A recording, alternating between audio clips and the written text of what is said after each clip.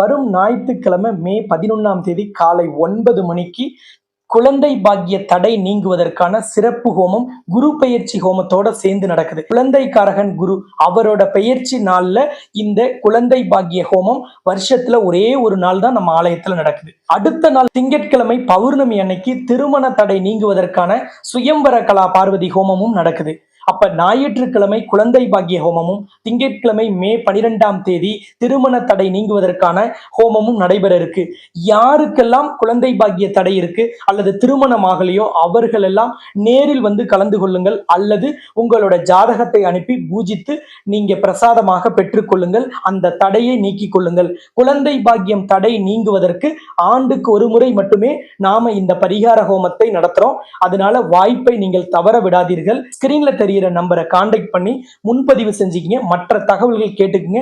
இன்னும் ஒரே நாள் தான் இடையில இருக்கு.